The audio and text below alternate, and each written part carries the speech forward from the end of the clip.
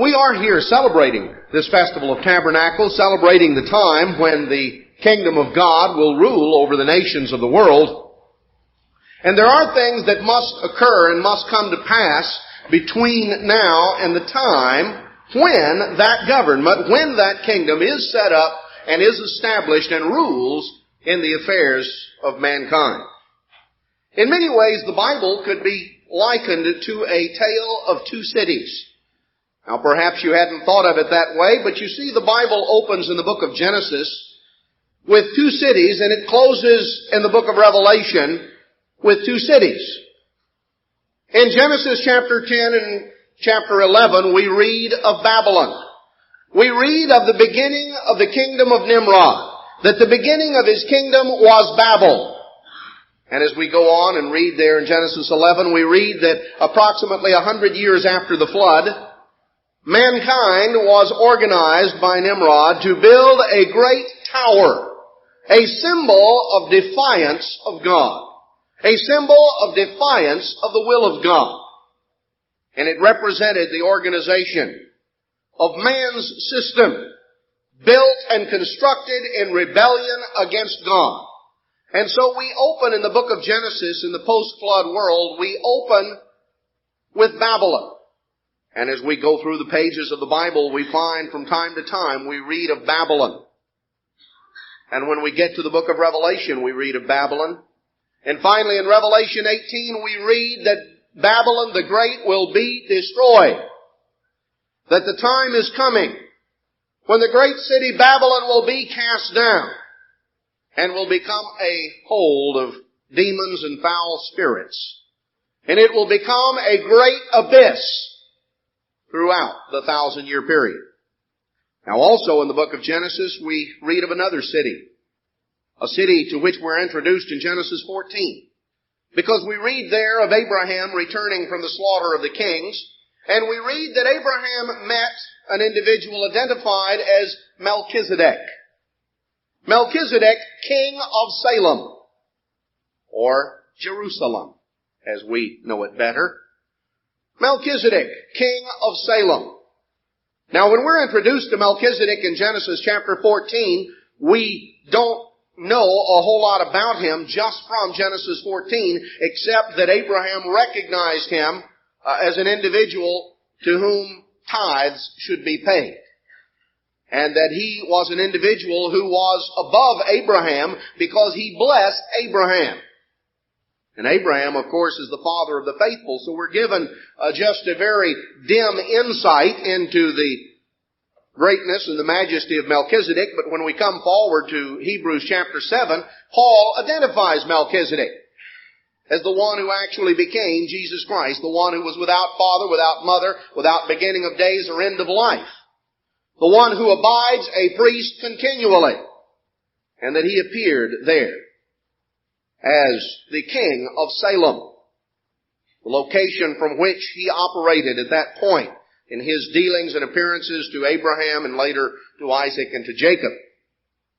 So we're introduced there to the city of Jerusalem in Genesis 14, and when we come back to the end of the book of Revelation, what do we find in Revelation 21 when John looks up and he says, "Behold, I saw the holy city, the new Jerusalem, coming down from God out of heaven."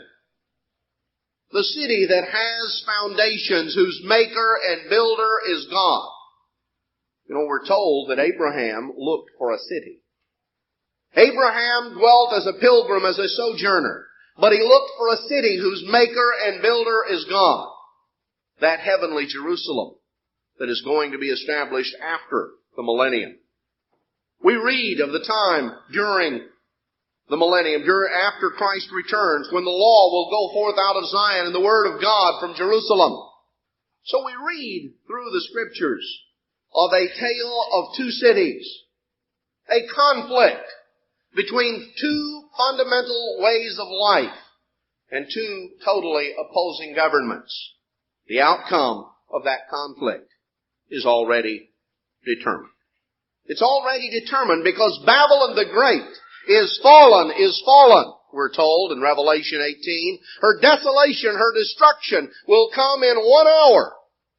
Babylon the Great, which must yet finally emerge in its final stage, is to be destroyed by Jesus Christ. I want us to focus a little bit on some of this account and some of the events that are to occur and some of the things that very specifically relate to Babylon and to the things that are going to transpire. It is important that we understand where we stand in the flow of events. Now we're going to concentrate quite a bit on the book of Daniel, because Daniel is a very pivotal area of giving us an outline of these events, and certainly focusing in on Babylon, because Daniel, you remember, was carried to Babylon as a captive. In Daniel chapter 4, we have a very remarkable section of Scripture, because this is a chapter that was actually written by a Gentile king, Nebuchadnezzar. Now maybe you never thought of that. You didn't know that Nebuchadnezzar wrote part of the Bible, but notice Genesis 4, or Daniel chapter 4 verse 1. Nebuchadnezzar the king, unto all people, nations, and languages that dwelt upon the earth, peace be multiplied unto you. I thought it good to show the signs and wonders that the high God has wrought toward me. This was actually an open letter that Nebuchadnezzar composed and sent out to his empire. And we have it preserved for us in the book of Daniel. Nebuchadnezzar tells a remarkable story in this open letter. He had a dream, and it was a very troublesome dream, as he describes, that in this dream in verse 5, he talks about it in verse 6, that there was a decree that he made wanting to get this vision interpreted. He wanted to understand it. And so we begin to, on down in verse 10, have the dream described.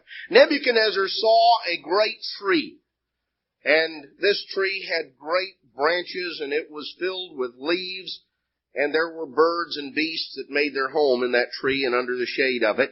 It was a very impressive tree.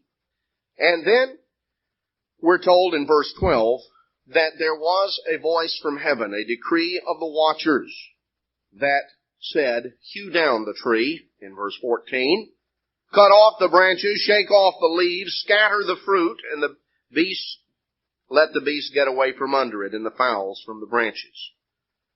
Nevertheless, the tree was cut down, but it was not uprooted. Now that's important. We'll come back to that later. The tree was cut down, but it was not uprooted. The stump was banded with iron and brass. The tree cut down, but the stump remained in the ground and was banded. Well, we find that Nebuchadnezzar according to verse 16, was to have his heart changed from a man's heart to become like an animal. He went, in other words, absolutely stark raving mad. And that 7 times were to pass over him. 7 times. And this matter is by the decree of the watchers, and the demand by the word of the holy ones, to the intent that the living may know that the Most High rules in the kingdom of men, and gives it to whomsoever He will, and sets over it even the basest of men. God determines the rise and fall of kingdoms and empires.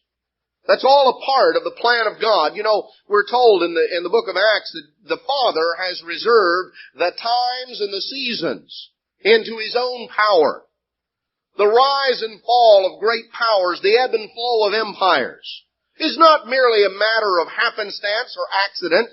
The rise and fall of these empires and the timing of that rise and fall is a part of the plan and the purpose of God, because God rules over all. And He has reserved the times and the seasons into His own power. Well, Nebuchadnezzar was very troubled as a result of this dream, and he called Daniel, and Daniel came in to explain it to him, and Daniel listened to the recounting of the dream, and Daniel was really struck. Daniel had developed an affection for Nebuchadnezzar, and was very bothered at the consequence of what this portended for Nebuchadnezzar personally. And so he finally, after about an hour, he composed himself and he began to address the explanation to Nebuchadnezzar and to tell him what was going to come to pass and how he would be driven forth from among men in verse 25. How he would go out into the wilderness and would absolutely be like an animal, would go stark raving mad, and that 7 times would pass over him until he had come to know that the Most High rules in the affairs of men and gives things to whomsoever he will. Well, Daniel then gave Nebuchadnezzar some advice. He told him that in verse 27, he said, this is my advice to you. Break off your sins by righteousness, and your iniquities by showing mercy to the poor, that it may be a lengthening of your tranquility. He said, Nebuchadnezzar, if you will demonstrate to God a change of heart by the change of your actions, if you will demonstrate to God a change, the fruits of repentance, then perhaps this won't come upon you in this way. Well, you can believe Nebuchadnezzar was greatly impressed, and he was walking very softly for a period of time. But you know how human nature is, as a little time goes by and lightning didn't strike. I'm sure that in the first days and weeks after this, Nebuchadnezzar was on the best behavior of his life. But the weeks turned into months, and the months began to go by, and Nebuchadnezzar began to let that dream recede into the back of his mind, and it was not nearly so real to him. And one day, a year later, verse 29, at the end of 12 months, he was walking in the palace of the kingdom of Babylon. And the king said, Is not this great Babylon that I have built by the power of my might for the glory of my kingdom? Look at what I have done. And while the word was in the king's mouth, there fell a voice from heaven saying, O King Nebuchadnezzar, to you it is spoken, the kingdom is departed from you. Nebuchadnezzar was driven forth, and 7 times were to pass upon him, were to pass over him. And so we find in verse 33 that Nebuchadnezzar went insane and ran off into the woods, and after a period of time actually took on a wild appearance as his beard and his hair and his fingernails grew, and he lived like a wild animal in the woods. In verse 34, at the end of the days, I, Nebuchadnezzar, lifted up my eyes unto heaven, and my understanding returned unto me. And I blessed the Most High, and I praised and honored him that lives forever, whose dominion is an everlasting dominion, and his kingdom from generation to generation. And all the inhabitants of the earth are counted as nothing, and he does according to his will in the army of heaven and among the inhabitants of the earth. And none can stay his hand or say unto him, Why do you? So Nebuchadnezzar's reason at that point returned to him, and he was restored to his kingdom. And so in verse 37, Now I, Nebuchadnezzar, praise and extol and honor the King of heaven, all whose works are truth, and his ways judgment. And those that walk in pride, he is able to abase. Nebuchadnezzar had learned a very valuable lesson. Now, before we go on from there, let's take note. We're told that 7 times were to pass over Nebuchadnezzar. Now, we can very clearly identify exactly how the Bible uses that expression. We don't have to guess or just suppose. Let's go back to the book of Revelation, chapters 11 and 12, and I want to show you some interchangeable phrases that are used, that we might clearly understand exactly how much time passed. In Revelation chapter 11, in verse 3, we read, I will give power unto my 2 witnesses, and they will prophesy 1,260 days. In other words, 1,260 days. Coming on coming on down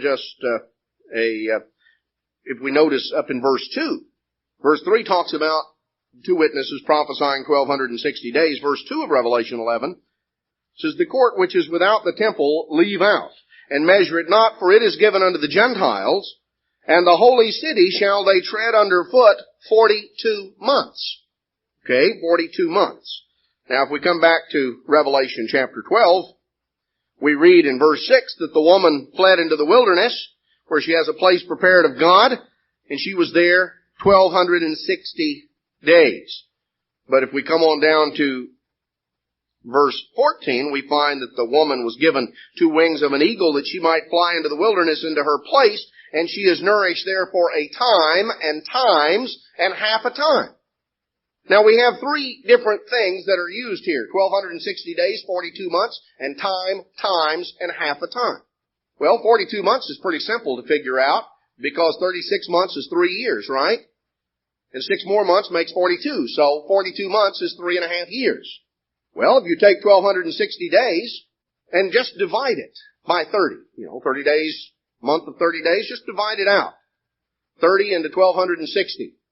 Come up with 42 months, right? You divided it out. So 42 months is 42 30-day months is 1,260 days. And that's equated also with time, times, and half a time. So the expression time, times, and half a time is obviously equated with 3.5 years, or 1,260 days. Now Nebuchadnezzar was told that 7 times were to pass over him. So that's twice this period of time. That's twice a 3.5 year period.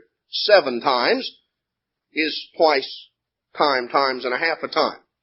So, if time, times, and a half a time is equated to 1,260 days, then 7 times is equated to double that, or 2,520 days. So this period of 7 times, or 7 years, 2,520 days went by, during which Nebuchadnezzar roamed the wilderness, and his sanity returned. He looked up, and he began to praise God, to recognize that God rules in the affairs of men. Nebuchadnezzar, after 7 years, had learned a valuable lesson. He knew that all that walk in pride, God is able to abase. And he had learned that lesson. But unfortunately, that lesson was not conveyed to his successors. Oh, Nebuchadnezzar had written an open letter. Daniel chapter 4 is a record of that letter. So it's not a matter that his successors didn't know it, hadn't heard the account, because we pick up the story in the very next chapter of Daniel, Daniel chapter 5. Daniel chapter 5, we read that Belshazzar the king, made a great feast to 1,000 of his lords, and he drank wine before the 1,000. Now Belshazzar was the grandson of Nebuchadnezzar. And when we pick up the story in Daniel chapter 5, we have moved down about just a little over 20 years after Nebuchadnezzar was restored to his throne. So, Daniel chapter 5 picks up the story just a little over 20 years after chapter 4 ends. Belshazzar was the grandson. His father was Nabonidus, Nebuchadnezzar's son. Nabonidus was with a Babylonian army elsewhere in the empire, and Belshazzar was left in Babylon as the king. He was the joint king, or the co-ruler, with his father Nabonidus, and was actually the one administering the government in Babylon while his father was elsewhere in the empire. And so we read here in Daniel chapter 5 of Belshazzar, who made a great feast. And if you go through it carefully and you look at the secular historical accounts, because there are many, Herodotus, the Greek historian, gives a detailed history of the Persian Wars, and he gives a detailed history of the fall of Babylon. And Belshazzar's feast took place on the evening of the new moon of the 7th month, or that time that we recognize as the beginning of the Feast of Trumpets. Belshazzar's feast took place on the evening of the Feast of Trumpets, the new moon of the 7th month, in the year 539 BC. Now Babylon was under siege. I want to set the stage a little bit for Daniel chapter 5. Babylon was under siege. The armies of Cyrus the Great of Persia had approached Babylon. Belshazzar was very contemptuous of what the Persians purposed to do because great Babylon, impregnable Babylon, the walls of Babylon could not be breached. Herodotus tells us that the walls were 335 feet high and 85 feet thick. There was a chariot track around the top. There were 100 brass gates. How can you breach a city like that? Great Babylon. There was the river that flowed through Babylon. There was a source of water. Belshazzar laughed at the idea that these Persians would have the audacity to think that they could lay siege to great Babylon. And so he made a feast, and he laughed at the Persians. And he drank wine, and after he had drank for a little while, verse 2, he commanded that they bring the golden and silver vessels, which his ancestor Nebuchadnezzar had taken out of the temple, which was in Jerusalem. And the king and his princes and his wives and his concubines might drink therein. So the sacred vessels held in the treasury of Babylon, the sacred vessels taken from Jerusalem by Nebuchadnezzar decades previously, were now brought into the banqueting room. And we find in verse 3 that they brought the golden vessels, were taken, and they brought them in. In verse 4, they drank wine, and they praised the gods of gold, and the gods of silver, and the gods of brass, and the gods of iron, and the gods of wood, and the gods of stone. You better believe by the time they got down to the gods of wood and stone, they were pretty well looped. They were drinking praises to this god and that god, sort of working their way down, showing absolute contempt for the God of heaven. But what was the lesson Nebuchadnezzar had learned? All that walk in pride, he is able to abase. And as Belshazzar was there, drinking his wine and laughing and making jokes and giving praise to the various idols of Babylon, there appeared something that provided instant sobriety for Belshazzar and his guests. All of a sudden there was a hand, a disembodied hand that appeared out of nowhere that began to write on the plaster strange words. Mene, tekel, upharsin. Now, as Belshazzar saw this, we find as we go on down that we're told in verse 6, when this was written up there, in verse 6, the king's countenance was changed, and his thoughts troubled him so that the joints of his loins were loosed, and his knees smote one against another. Now you might want to look up that expression, the joints of his loins were loosed. That is a King James euphemism for the fact that he had a very embarrassing accident about that time. That just absolutely, he was so frightened that he didn't know what to do. So he did. And his knees smote one against another. He was absolutely petrified. In the midst of all of this drinking and all of this carousing, here was a hand writing on the wall. The handwriting on the wall. And he didn't know what to do. They wanted someone to interpret. Now let's understand, those words are very strange to us. The words themselves were not so strange to Belshazzar because these are forms of the term mina, shekel, and perez, which were weights or measurements that were weights.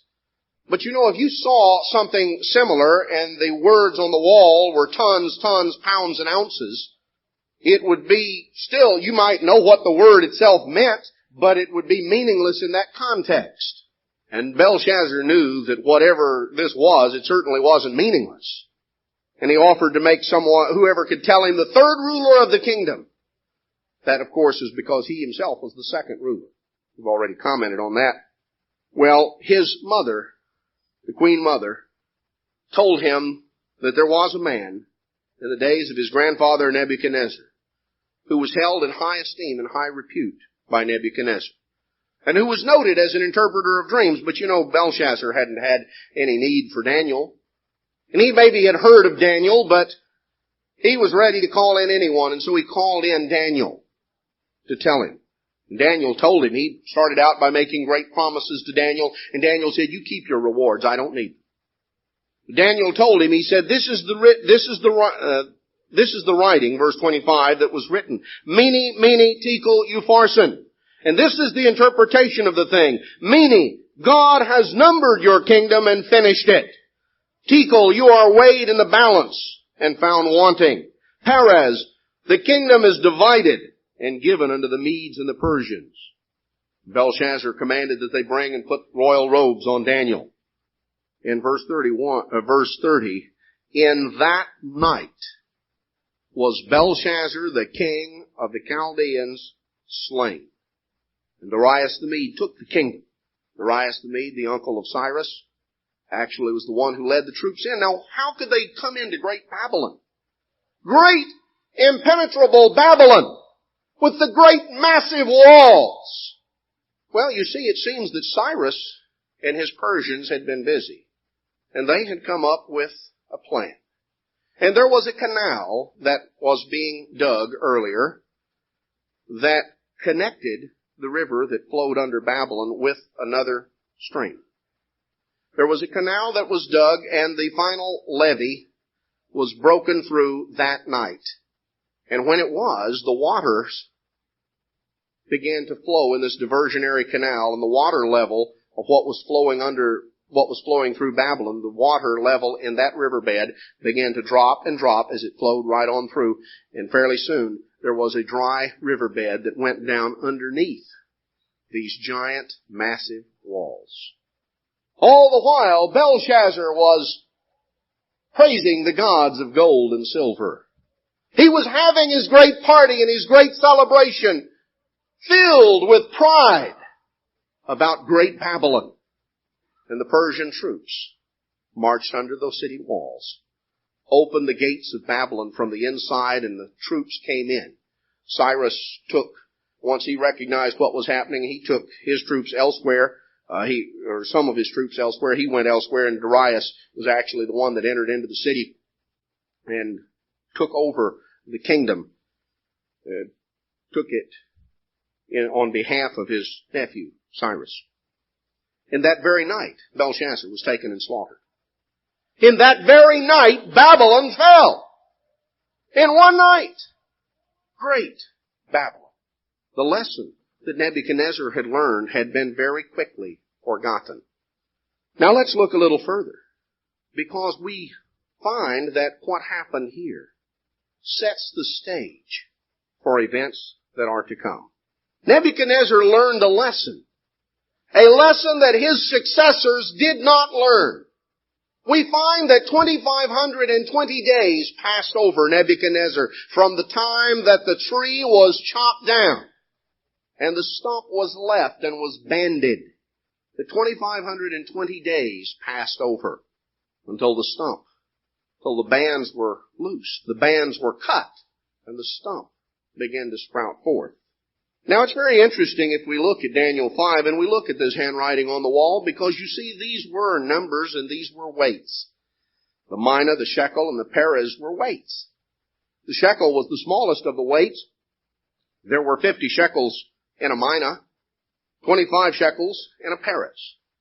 Now let's just do a little addition here. I want to show you something. In verse 25 of Daniel chapter 5, mina is mentioned twice. A mina consisted of 50 shekels. That's mentioned twice, so that's 100 shekels. Then shekel itself is mentioned once, so that makes one more, and perez consisted of 25 shekels. If you add it up, you come up to 126. Now you may say, well, what's the point of that, and what does that have to do with anything? Well, remember, these are numbers that are weights that are to be divided. That was the significance of each of the words. Your days are numbered.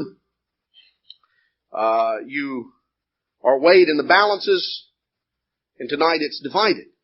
The significance of these terms was number, weight, and division. These were numbers that were weights that were to be divided.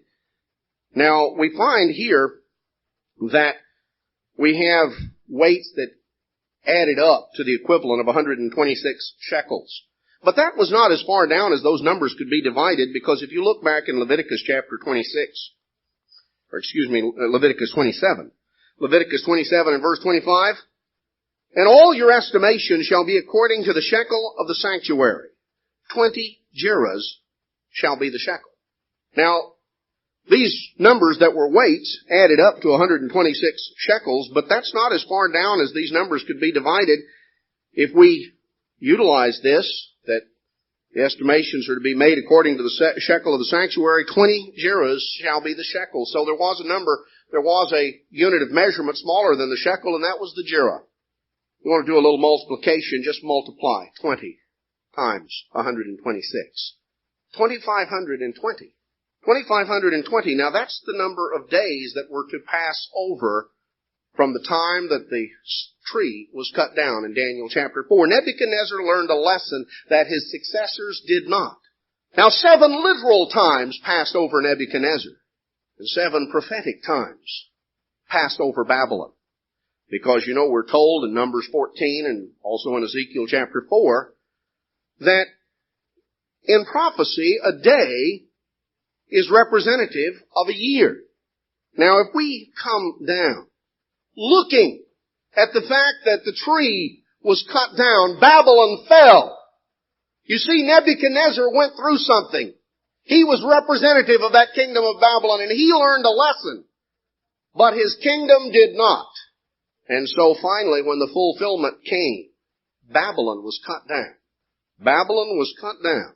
The tree was banded. The stump was not uprooted, because the time was going to come when it would shoot forth shoots once again. Well, 7 times, 2,520 years from the fall of Babylon in 539 BC, on the Feast of Trumpets. If you come forward 2,520 years from that date, it brings you to the Feast of Trumpets of 1982.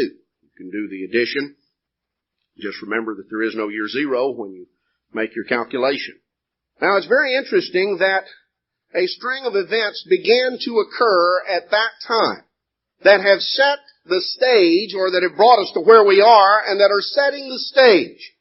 Because we were told, you see, that the tree was cut down, the stump was left, it was banded. Back in Job chapter 14, notice a statement. Job 14:7, there is hope of a tree, if it be cut down, that it will sprout again, and that the tender branch thereof will not cease. Though the root thereof was old in the earth, and the stalk thereof die in the ground, yet through the scent of water it will bud and bring forth boughs like a plant. You see, the tree, the bands were loosed, and the tree began to sprout forth. Now, it didn't sprout up as a full tree all of a sudden. When shoots began to come forth from a stump, or from the roots of a stump, you don't all of a sudden have a full-blown tree. But the 2,520 years came to an end. Very interesting that very evening, the evening that began the Feast of Trumpets in 1982, was the evening that a remarkable event took place in Germany. The Social Democratic Party of Germany had governed in coalition with the Free Democrats for several years, and they were a socialist-oriented government and much more accommodationist with Eastern Europe and with the Soviet Union.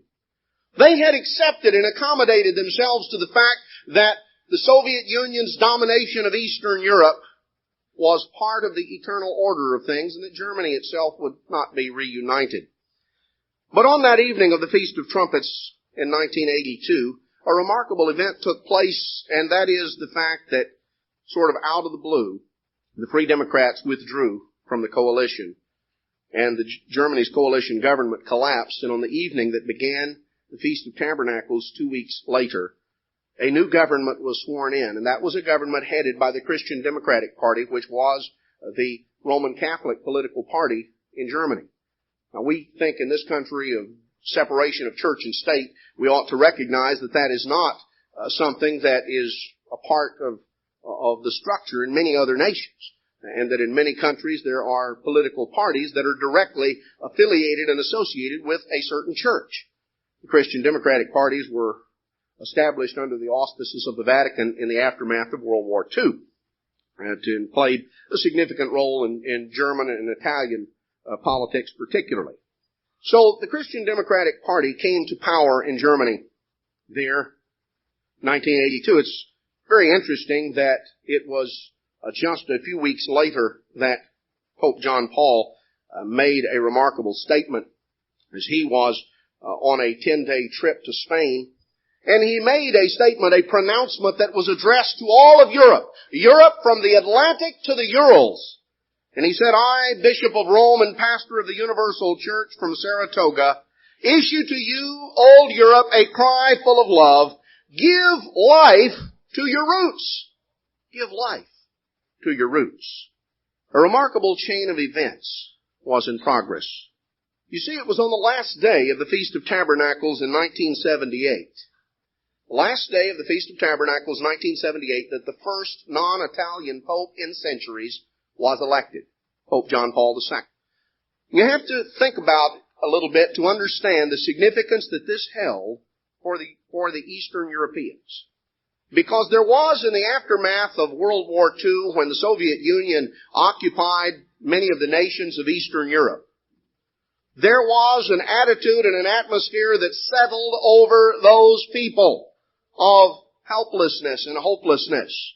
That God had abandoned them, if there was a God, when a Slavic pope was chosen.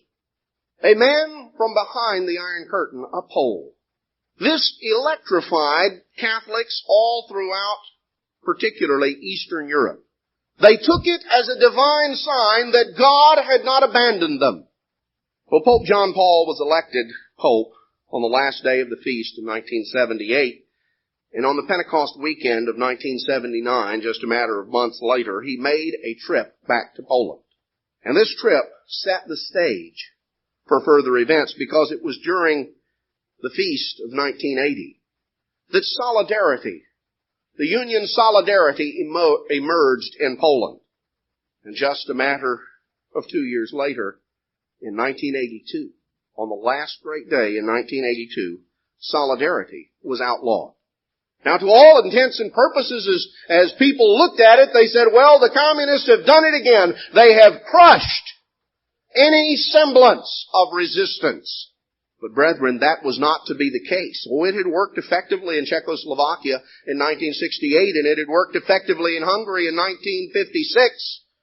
It had worked before in East Germany, but this time it simply represented a coiling and a compression of a spring, and the tension built that was to erupt forth. Yes, a new government came to power in Germany. The Pope issued a cry for Europe to give life to its roots. Solidarity was crushed.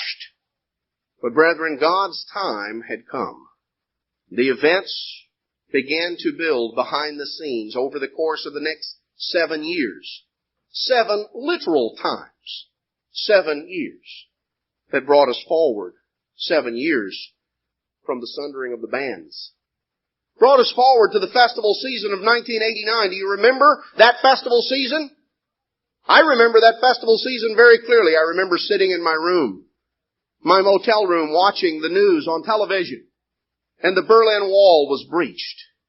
The communist governments in Eastern Europe toppled like dominoes. You remember that festival season? You remember that right prior to the beginning of it, Solidarity, outlawed 7 years earlier, went from being outlawed to being the government of Poland. And it was like electricity that spread throughout Europe, throughout Eastern Europe. And all the commentators were taken aback. They didn't understand what was going on. They were sitting there with their learned panels discussing the significance and saying, well, this certainly doesn't portend the unification of Germany.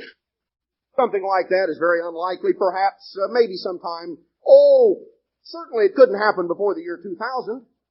Before the end of the year, the agreement had already been reached.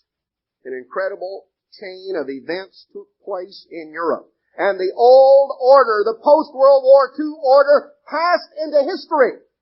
It passed away. It was gone through Poland and through East Germany and through Czechoslovakia and through Romania, all the way down throughout Eastern Europe. And then the communist regime and the Soviet Union itself began to teeter and totter. And today the Soviet Union is no more. The Soviet Union is no more. Russia has emerged, shorn of many of her old imperial possessions. Brethren, we live and have lived through in the last few years a most remarkable time. We are in one of those transition periods in history. In Daniel chapter 2, Nebuchadnezzar had a dream. And in this dream, he saw a great image. Now, he didn't understand what the dream meant. In fact, the dream itself was gone from him. But Daniel told him what he had dreamed, and then he explained the significance of it. Nebuchadnezzar had a great dream. He saw a great image whose height reached unto heaven, as it appeared to him, just a massive statue. The head was of gold, the shoulders of silver, the thighs of brass, the legs of iron, and the image culminated in 2 feet. 2 feet with 10 toes. And these feet were composed of a mixture of iron and potter's clay. And as he watched this great impressive image, a stone was cut out without hands, a stone of supernatural origin that came down and smashed the image on its toe. And when it did, the image was shattered to dust, and the dust blew away, and this stone, cut out of supernatural origin, became a great mountain and filled the earth. And Daniel explained to Nebuchadnezzar. He said in verse 37 of Daniel 2, "You, O king, are a king of kings." You are a king of kings. And he said down in verse 38, "You are this head of gold." Babylon, ruled by you, is symbolized by this head of gold. In verse 39, "After you shall arise another kingdom, yet inferior to you, and another, 3rd kingdom of brass, which shall bear rule over all the earth." Great kingdoms that are going to rise after you. Well, we read of the first transition because we just got through reading in Daniel chapter 5 of how the Medes and the Persians came in and Babylon fell in 539 BC. And a second kingdom came in. The kingdom of the Medes and the Persians, symbolized by the shoulders and chest of silver. About 200 years later, there was another transition. Alexander the Great and his Greek troops crossed the Hellespont into Asia and defeated the Persians. And the Persian Empire fell. And Alexander's Greek Empire, this 3rd kingdom of brass, bore rule. Alexander himself died within a short time.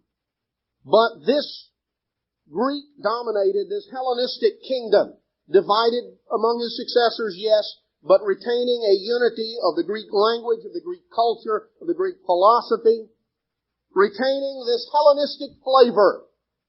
The empire of the Greeks, which ruled over the entire Middle Eastern area, until finally there arose a 4th kingdom.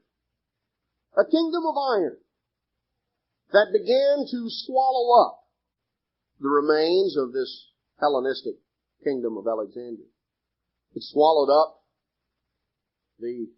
what had become the northern kingdom of the Seleucids, taking their descent from one of Alexander's generals, Seleucus. They swallowed that up, the Romans did, and then finally swallowed up the Ptolemaic kingdom of Egypt in the south. And swallowed up the remains of Alexander's kingdom. And so we come down to this 4th kingdom, the Roman Empire. The Babylonians, the Persians, the Greeks, and now the Romans. Now there's an interesting thing that is pictured here on this image. It is emphasized that the 2 legs were of iron. That is emphasized, and that of course correlates with history because we find the Roman Empire continued down as the Eastern Roman Empire and the Western Roman Empire, divided in the 4th century AD by the Emperor Constantine for administrative purposes. The Western Empire with its capital in Rome, and the Eastern Empire with its capital in Constantinople, which Constantine, with all due humility, had named after himself, and had made that the capital of the Eastern Empire. Now, biblical prophecy and our attention has primarily been focused on the Western Empire. That was the empire centered at Rome, the empire that continued down as the Latin Germanic realm, dominated by the Catholic Church and dominating Western European history for century after century in its revivals and declines. But that only represents the succession of the Western leg. You see, there was an Eastern leg as well. The Eastern Roman Empire, with its capital at Constantinople. The Eastern Roman Empire continued on down, known in latter history as the Byzantine Empire. But their rulers, continued right on down as the Eastern Roman Empire, with the capital at Constantinople, continued on down until Constantinople fell to the Turks in the 1450s. Just a matter of less than 50 years before Columbus discovered America, when the Eastern Roman Empire finally fell in the 1450s. But there was an event that had taken place just prior, right around the time of this fall, just prior to it, and that was a marriage that had taken place in Rome. It was performed by the Pope himself. It was the marriage of Sophia, who was the niece and ultimately the heiress of the Eastern Roman Empire. And she married a man who was the Grand Duke of Muscovy. When Constantinople fell, the Grand Duke of Muscovy traded in his old title for a new one. He now viewed Moscow as the third Rome. Constantinople was the second. And he himself took the title Caesar, the successor of the Eastern Roman Empire. And so as we come down, emerge from the medieval period, all through the medieval period and on up until modern times, there were two rulers in Europe who claimed their title as successor to Caesar. You see, as we come on into modern times, we find there was a ruler who called himself Caesar. It's spelled out in the way we normally see it in English, C-Z-A-R, or sometimes T-S-A-R, the Tsar of the Russians. His title goes back to the Eastern Roman emperors. He was Caesar, the successor of Caesar in the East. But there was also one in the West, down through the medieval period and on up to modern times, who was also Caesar. We pronounce it in English Kaiser, which was simply the Germanic pronunciation. Actually, the Latin pronunciation of Caesar was more like Kaiser. That's just simply spelled out in German. You see, the Holy Roman Emperors didn't call themselves emperor. Emperor is an English word. No, they were Kaiser in the German. The term, the successors of Caesar, coming down on the Greek, Latin, Catholic realm of the West, or the Latin, Germanic realm, the Latin, Germanic, Catholic realm of the West, the Greek, Slavic, Orthodox realm of the East. And when we come down, we note that an interesting thing occurs. When you get down to the bottom of the image, you have 2 feet and 10 toes. And the logical presupposition would be that you have 5 toes on each foot. There's no indication that the feet are deformed. You have 10 toes, which means you've got 5 toes on each foot. And if the legs represent the Eastern and the Western Empire, and Mr. Armstrong explained that, you can go back in the old Who is the Beast booklet that was written way back in the 1930s originally. And he explained these 2 legs represented the Eastern and the Western Roman Empire. And as they come on down and they finally get to the bottom, and we have 2 feet and 10 toes, then what do we have but rather the reconstitution of the whole thing? The Eastern and the Western portions that are once again to emerge. You see, brethren, the bands have been clipped, and the tree has begun to sprout. And the post-World War II era has passed into history. And there has been emerging on the scene in the years since a setting of the stage for the final act in the drama of this conflict between the 2 cities of Babylon and of Jerusalem.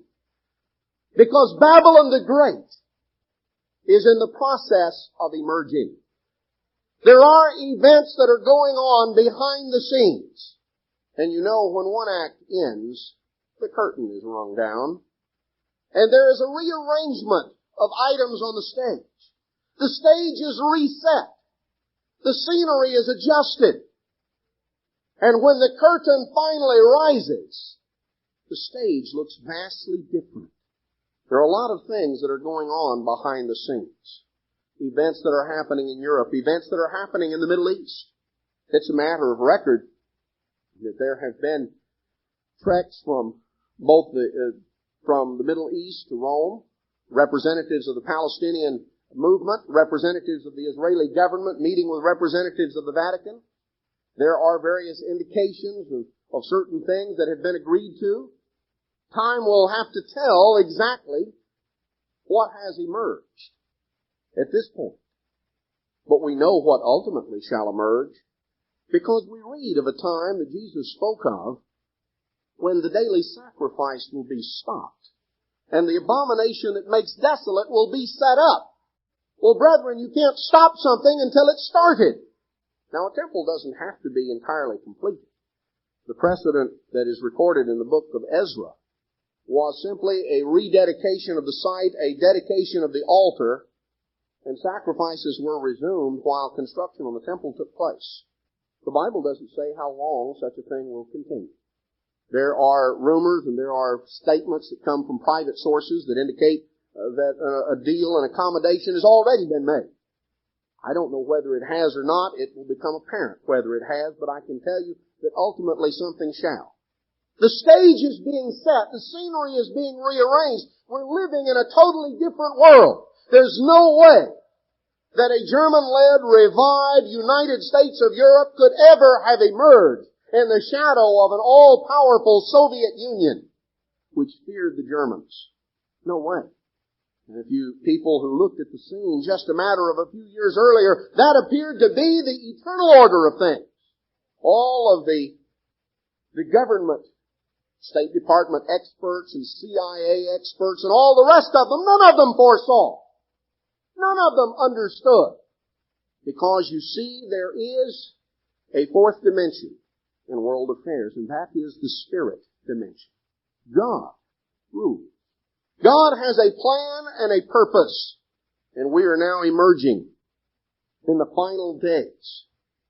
In the final days, in the final setting of that time. The stage is being set. Even as we meet here right now, the stage is being set for the final act.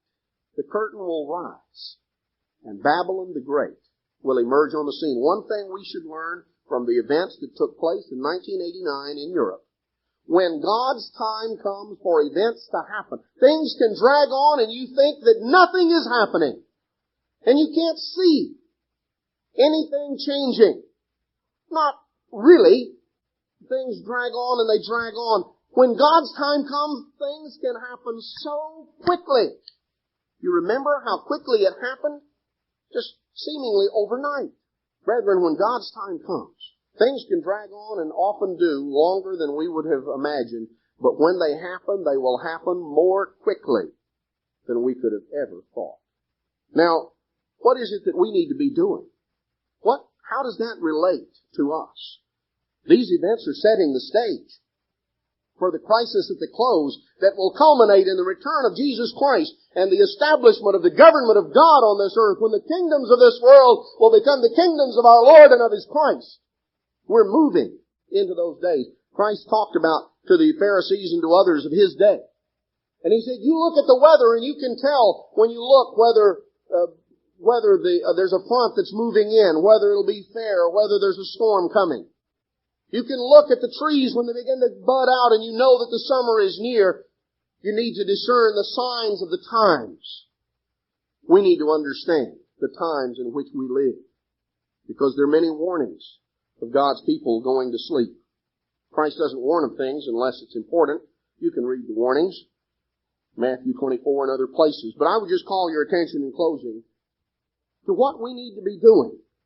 In Romans 9:28, there is an important statement. Romans 9:28, the Apostle Paul says, for He will finish the work.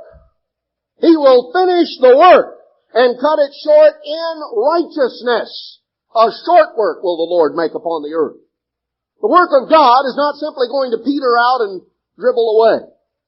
The work of God will be finished. God says so. The work of God will be finished. It will be cut short in righteousness. In righteousness. A short work will the Lord make upon the earth. Now that's going to happen. That's going to occur. You want to know who's going to do that short work? I can show you. I can show you chapter and verse. Exactly who's going to do that short work. Turn back, if you will, to Daniel chapter 11. Daniel chapter 11 in verse 32. And such as do wickedly against the covenant shall be corrupt by flatteries. But the people that do know their God shall be strong and do exploits. And they that understand among the people shall instruct many, yet they shall fall by the sword, by the flame, by captivity, and by the spoil many days. When they shall fall, they shall be helped with a little help. Many shall cleave to them with flatteries. Some of them of understanding shall fall, to try them, to purge, to make them white, even to the time of the end, because it's yet for a time appointed. This is a thumbnail sketch of the history of the people of God, the trials, the ups, the downs. But notice here, who will do the exploits? Who will do the work? Those that know their God will be strong and do exploits. The work will be done by those who have the spiritual strength and wherewithal to accomplish and finish it. And the only source of that spiritual strength and stamina is to know God. Not simply to know about Him. Well, there are a lot of people that know about God. They've heard about Him, they've read about Him, they've been told about Him. A lot of people know about all sorts of public figures. They've heard about them, they've read about them, they've seen them on television, but they don't know them. Brethren, it's not enough simply to know about God, to have heard about Him or been told about Him. We've got to know our God. To know God, to walk with God, to go through our life, talking to God, listening to God, going through and living our lives walking with God. To know our God. Those that know their God shall be strong and do exploits. The only source of spiritual strength for survival and accomplishment in the years ahead is knowing our God. Jesus Christ said in John chapter 9 and verse 4, John chapter 9 and verse 4, Jesus made the statement, I must work the works of Him that sent me while it is day. The night comes when no man can work. Brethren, the night of the great tribulation is going to rain down on this earth. Between now and then, we must work the works of Him that has sent us. We must work the works of Him that sent us while it is day, because the night comes when no man can work. Let's notice finally back in Revelation, or back in Hebrews chapter 10. Hebrews 10 verse 32. The Apostle Paul writes, but call to remembrance the former days in which after you were illuminated, you endured a great fight of affliction. Remember your calling. Remember the trials and the difficulties and the adversities you went through. You were made a gazing stock, both by reproaches and afflictions, and partly while you became companions of them that were so used. You either went through it yourself or you had others and friends that you saw go through these trials and these difficulties and these afflictions. Verse 35, cast not away, therefore, your confidence which has great recompense of reward. For you have need of patience, that after you have done the will of God, you might receive the promise. For yet a little while, and He that shall come will come, and will not tarry. Now the just shall live by faith. But if any man draw back, my soul shall have no pleasure in him. We're not of them that draw back unto perdition, but of them that believe to the saving of the soul, to the saving of our life. Brethren, He that shall come will come. Yet a little while, and He that shall come will come. He really will. The time is really coming in the years ahead of us when the trumpet will blast and the sky will part. And Jesus Christ will return to this earth as King of kings and Lord of lords. And the kingdoms of this world will become the kingdoms of our Lord and of His Christ. Yet a little while, and He that shall come will come. He really, really will. We need to understand that. And between now and then, We need to be busily about our Father's business.